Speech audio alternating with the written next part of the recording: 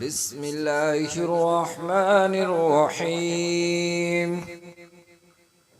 يسبح لله ما في السماوات وما في الأرض الملك القدوس العزيز الحكيم هو الذي بعث في الأميين رسولا منهم يتلو عليهم آياته ويزكيهم ويعلمهم الكتاب والحكمة وإن كانوا من قبل لفي ضلال مبين وآخرين منهم لما يلحقوا بهم وهو العزيز الحكيم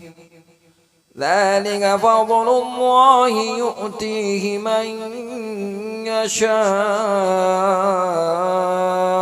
والله ذو الفضل العظيم مثل الذين حملوا التوراة ثم لم يحملوها كمثل الحمار يحمل أسفارا بئس مثل القوم الذين كذبوا بآيات الله والله لا يهدي القوم الظالمين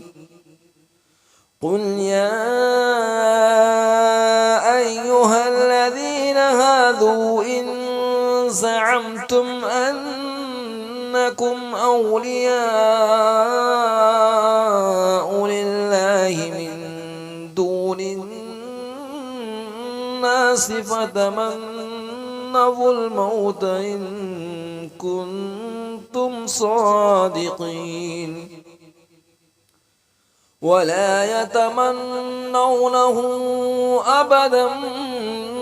بما قدمت أيديهم والله عليم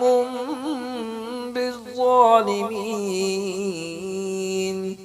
قل إن الموت الذي تفرون منه فإنه ملاقيكم ثم تردون إلى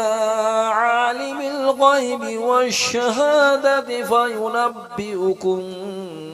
بما كنتم تعملون يا أيها الذين آمنوا إذا نودي للصلاة من يوم الجمعة فاسعوا إلى ذكر الله وذروا البيع ذلكم خير لكم إن كنتم تعلمون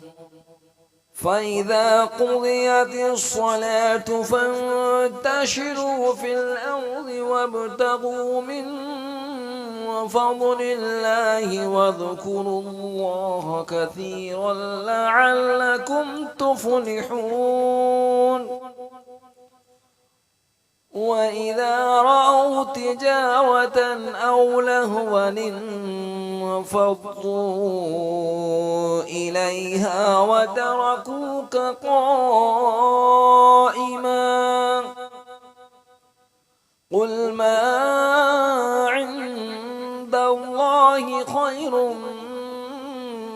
من اللهو ومن التجارة والله خير الرازقين